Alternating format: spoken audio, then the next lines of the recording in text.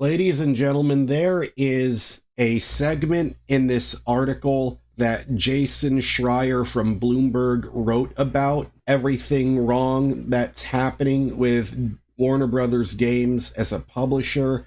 As a DC Comics fan, I just want you to feel the same amount of fury that led to my blood boiling. So he goes in this article and talks about what's going on with the different studios. Now, this article was written only a couple of weeks before Monolith got shut down and the Wonder Woman game that they were working on got canceled. But there is a specific detail that tells you how little they care about all the DC characters not named Batman when it relates to WB and their video game division. Okay? So, I will read to you here what happened with WB Games Montreal. It says, WB Games Montreal, which helmed 2013's Batman Arkham Origins and supported other projects, is one of the biggest pieces in Warner Brothers' collection of gaming assets. In late 2016, not long after Haddad took over control of the division, the studio received a new mandate. At the time, the success of titles such as Grand Theft Auto Online and Destiny, which generate recurring revenue streams long after release by convincing players to spend money on in-game purchases, was ramping up the pressure on executives across the industry to push for their own live service games. At Warner Brothers, the favored buzzword became digitally powered because we really want to sugarcoat how much we just want to milk money out of consumers as much as we can.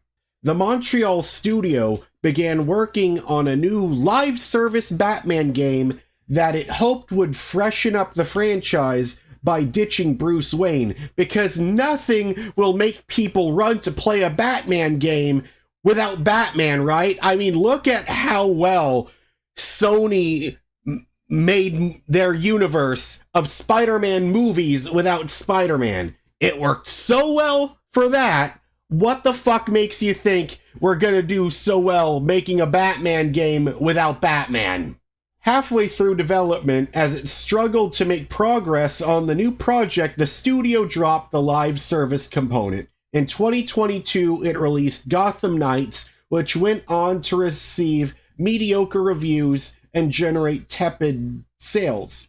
Even so, based on the hard-earned lessons from the previous development cycle and equipped with new proven technology, the Montreal studio leaders wanted to make another iteration of Gotham Knights, a 1.5 version that would fix some of its predecessor's flaws. So the best way you could think about this is you can use Spider-Man for an example. What Insomniac did was they created Spider-Man in 2018, but then their version of a Spider-Man 1.5 was releasing the smaller in scale Miles Morales game, which was pretty damn good. They were able to take the technology that they made from the first game and learn to refine it by making a smaller in scope game.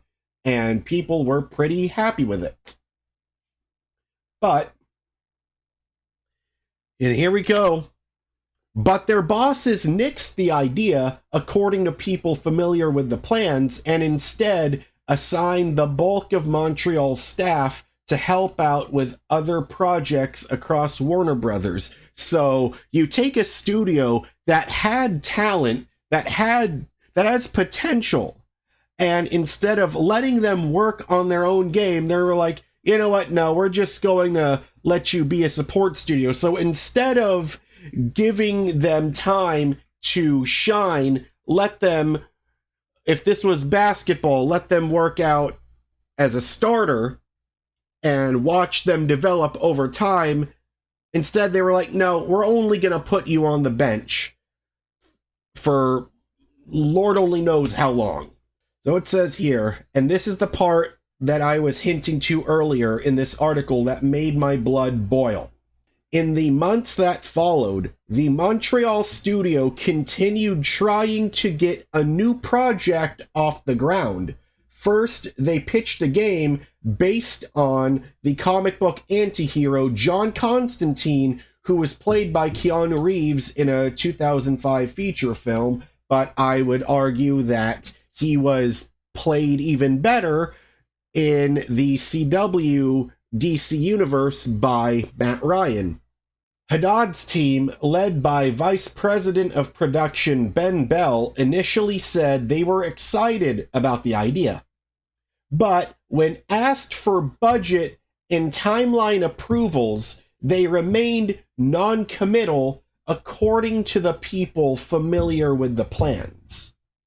So they kept pretending like, hey, we like this idea. The idea of a Constantine game, it sounds great. And then when the developers from Montreal kept having meetings with the corporate side, they kept saying, oh, sure, we'll tell you about later. So they would go in to check in on what higher-ups at WB Games think of what we're doing with this Constantine game, and they would barely give any feedback, just stringing them along until eventually, it says here, after months of waffling, Bell suggested that they should work instead on a game starring a more recognizable character like the Joker or the Flash. And here we go. They chose to go with the superhero Speedster, but in 2023, WB released Flash, a lavish movie starring Ezra Miller, which bombed at the box office. The video game has since been scrapped. So, the thing that, first of all, the idea of a Constantine video game could be awesome. I know that WB Montreal, they have some talent. They're clearly passionate. These are people that clearly want to get away from making games that are only based on Batman. But because of these fucking idiots at the top, they just don't get it.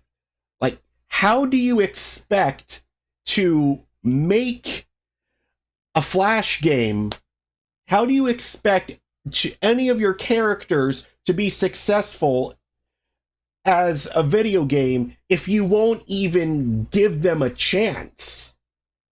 Because you have an entire publisher, right? WB owns DC Comics. And here we go. Here are some developers trying to pitch an idea on, hey, Constantine, we could make a really sweet kick-ass horror game with Constantine in it. I could imagine it being, a little bit inspired by Resident Evil, but you've got the fantastical elements. I could only imagine a game where you could potentially have Constantine trying to possess people, I could just imagine mechanics where you would have to cast different spells, or you would have to create different rituals. Each mission could be making a different ritual, and you would have to fight off the demons while still trying to do that ritual. That could have been awesome. But instead, they were like, no, we want a bigger character. Okay, you want a bigger character? Okay, why don't we go with the Flash? Because he is one of the core members of the Justice League.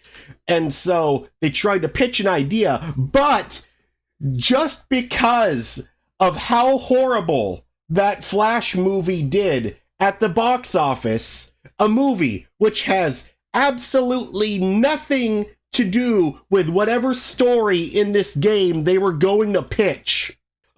It could have worked.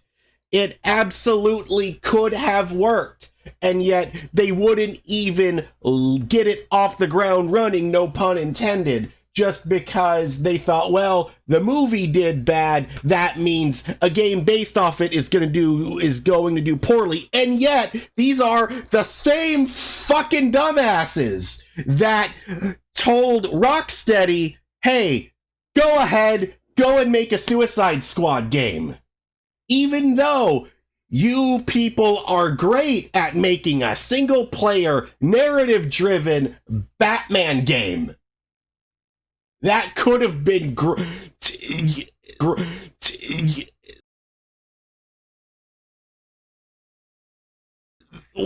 they thought it was a good idea to take a team that was great at single-player, narrative-driven action-adventure games, and they wanted to make that team make a looter shooter based off of characters whose film franchise barely made a profit. And yet, the Flash, I could just imagine Traversal as the Flash. That could have been so fun. You had writers. They had people who worked on Batman the Animated Series.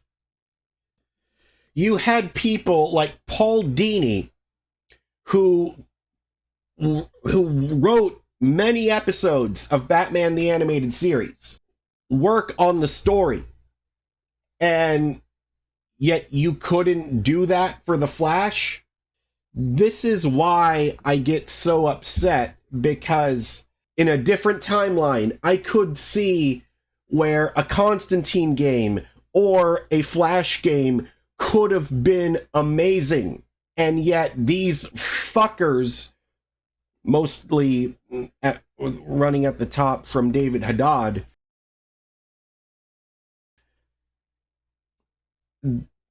it just sucks having to hear what could have been, and because of the dumbass leadership, we never got to see it.